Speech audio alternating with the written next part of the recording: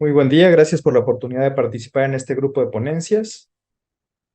Mi nombre es Gian Manuel Jiménez Rodríguez. Vamos a hablar de angioplastia coronaria en choque cardiogénico.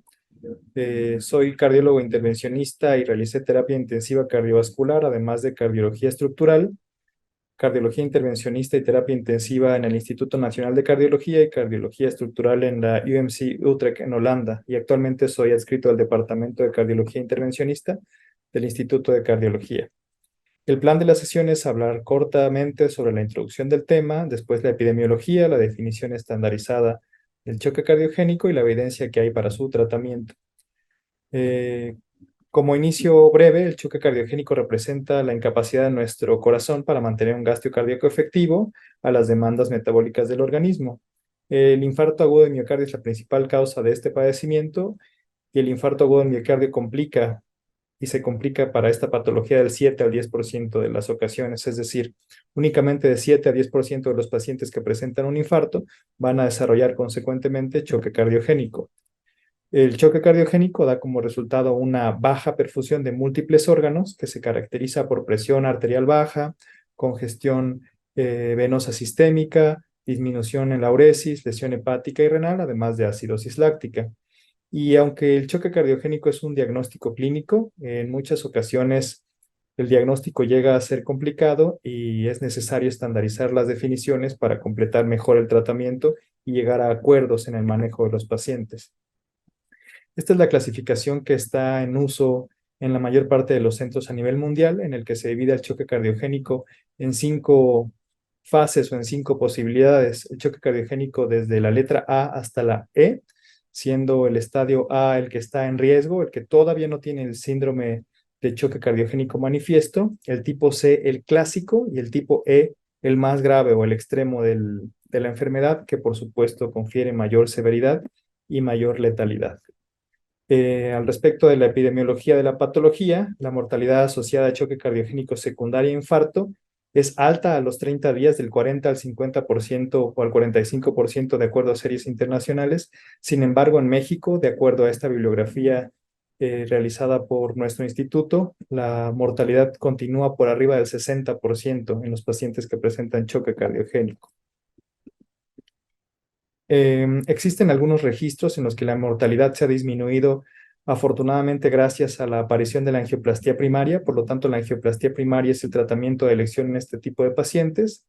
Y a pesar de que los pacientes pueden sobrevivir al choque cardiogénico, la mayor parte de los pacientes que tienen una sobrevida adecuada en el choque cardiogénico, de todas formas tienen más mortalidad al año. Es decir, la mortalidad sigue presente en los pacientes que sobreviven al choque cardiogénico. Esta es la mortalidad de acuerdo a la severidad del choque cardiogénico. Vemos como en los pacientes que están en riesgo, que tienen un choque cardiogénico no bien manifiesto, la mortalidad dentro del hospital es menor a 1%, pero su mortalidad a la larga, al primero y hasta el 5 años, es hasta el 24%, y los pacientes que tienen una presentación in extremis o la presentación más grave, tienen una mortalidad mayor al 90% en la mayor parte de las series, y el choque cardiogénico clásico tiene una mortalidad dentro del hospital del 21% y del 49,6% de acuerdo a donde se presente la patología.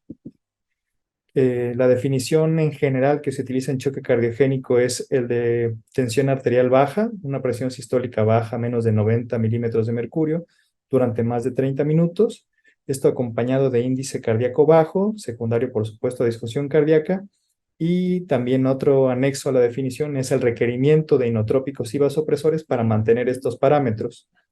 Esta misma heterogeneidad de las definiciones complica la comparación de resultados y por lo tanto la estandarización en el tratamiento, además de que no se reconocen a los pacientes que están en el choque incipiente o en el choque en riesgo, y eso complica el inicio del tratamiento o lo llega a postergar mucho. Entonces, muchos pacientes que están en un estadio A no inician el tratamiento a tiempo o no se les inicia el tratamiento a tiempo hasta que están en C o D o en las etapas más críticas de la enfermedad, por lo tanto les confiere mayor mortalidad.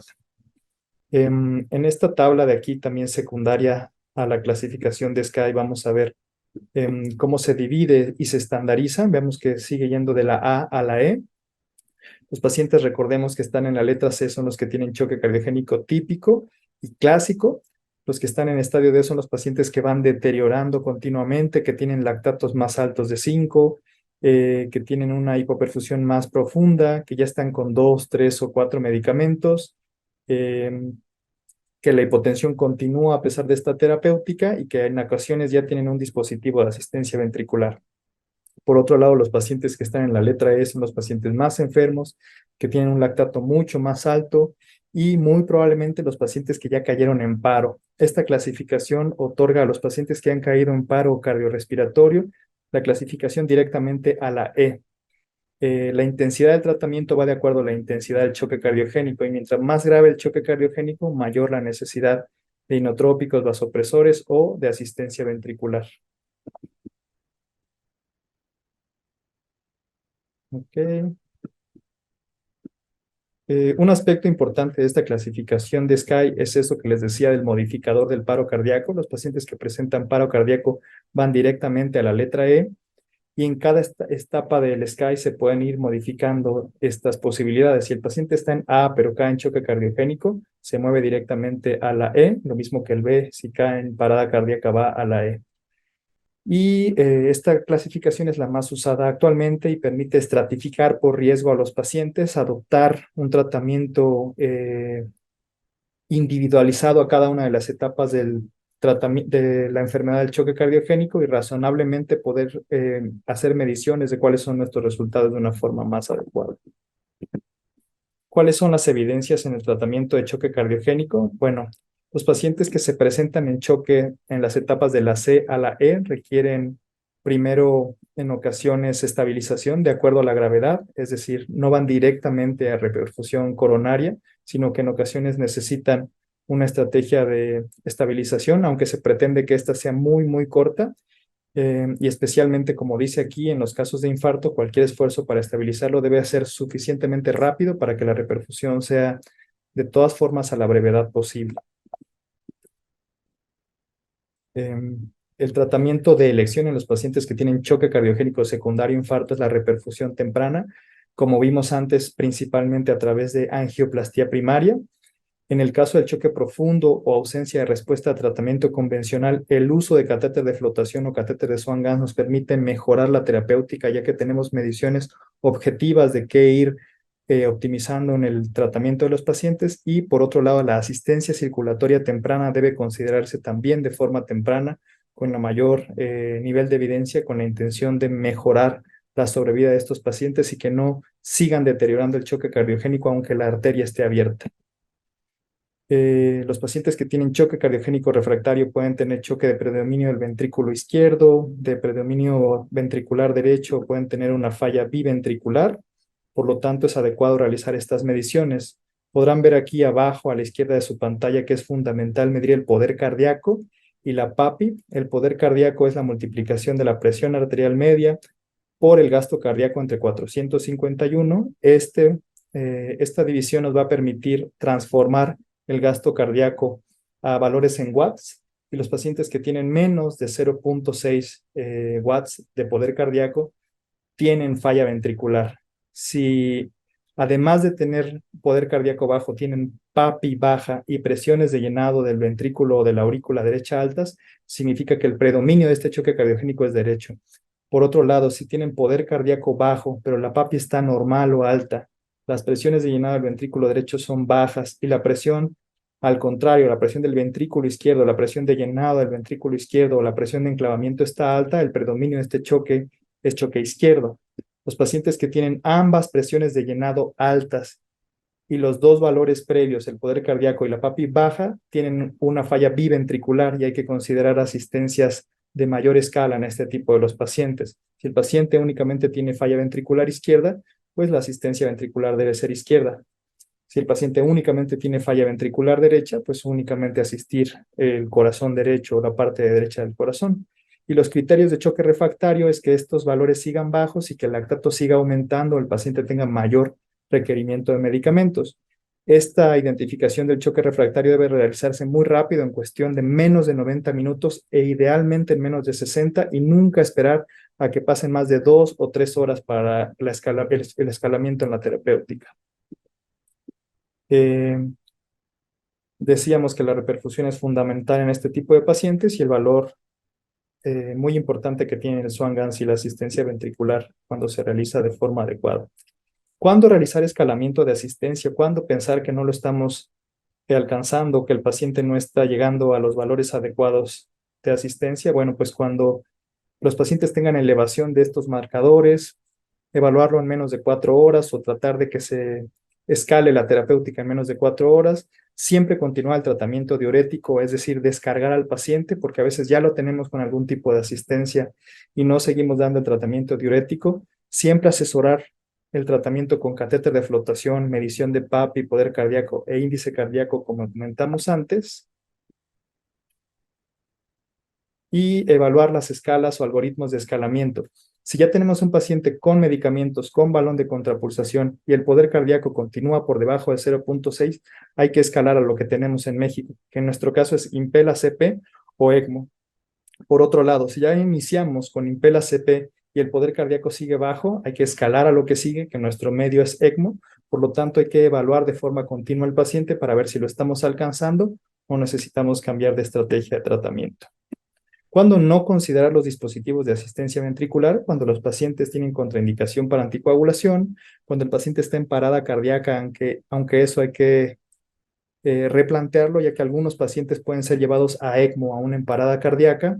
No se sugiere el caso, por ejemplo, del Impela CP en el estadio E, porque no va a ser suficiente. Los pacientes que están in extremis no van a responder únicamente con Impela, sino que deberían de ir a asistencias mayores. Por supuesto, cuando todavía están indicadas, también hay que considerar que muchas veces el tratamiento puede llegar a ser fútil y en ocasiones tampoco ya es adecuado escalar a los pacientes a asistencia si no es beneficioso para ellos.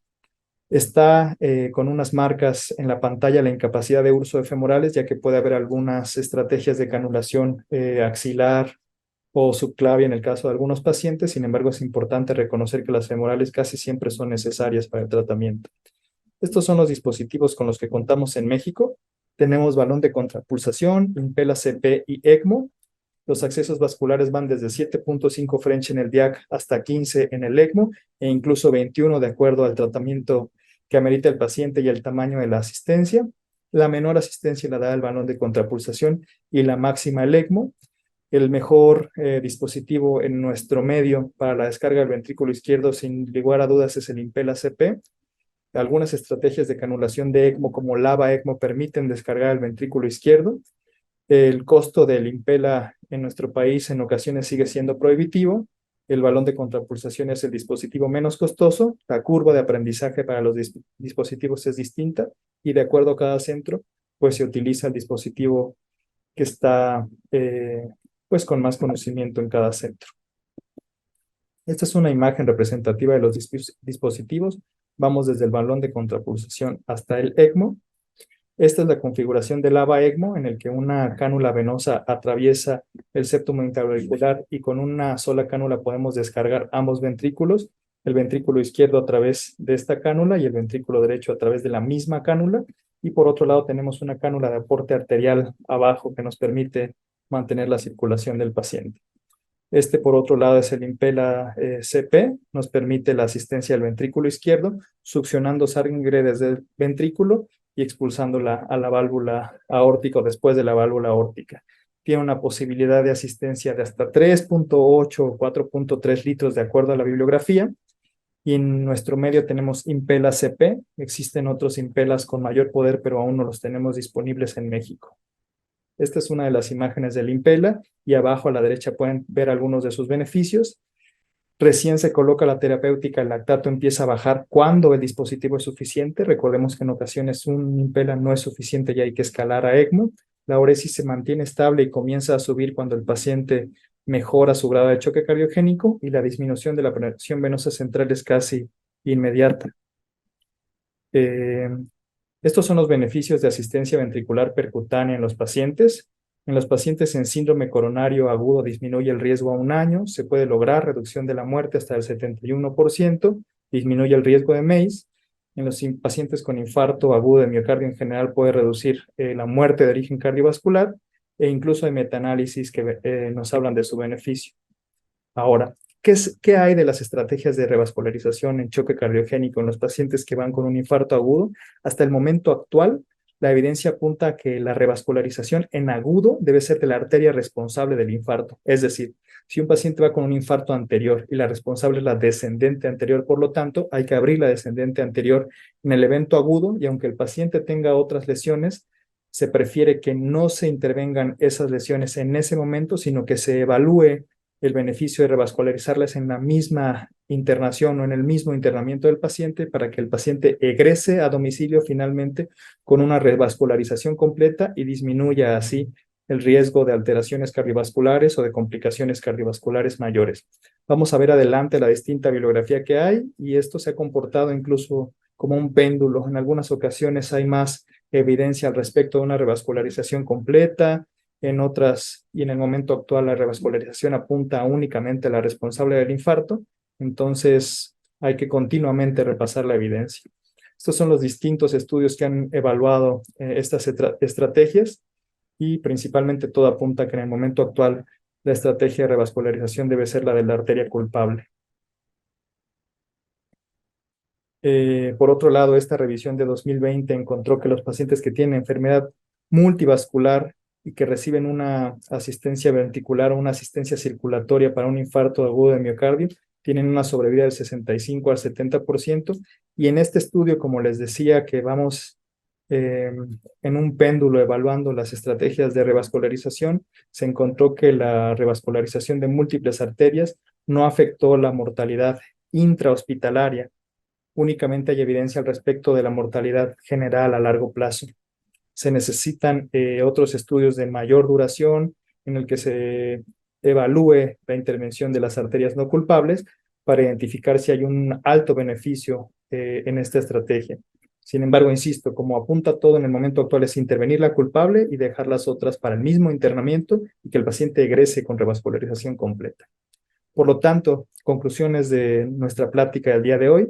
Es muy importante realizar un diagnóstico oportuno del choque cardiogénico, realizar revascularización temprana, considerar asistencia circulatoria temprana cuando el paciente la necesita y no cuando el paciente está en estadios utilizar el catéter de Swan-Ganz o el catéter de flotación para optimizar la terapéutica en los pacientes que lo ameritan. No todos los pacientes la ameritan y no se necesita Swan-Ganz para diagnosticar el choque cardiogénico. Hasta el momento actual, revascularizar la arteria responsable y evaluar la necesidad del resto de las arterias en el mismo internamiento.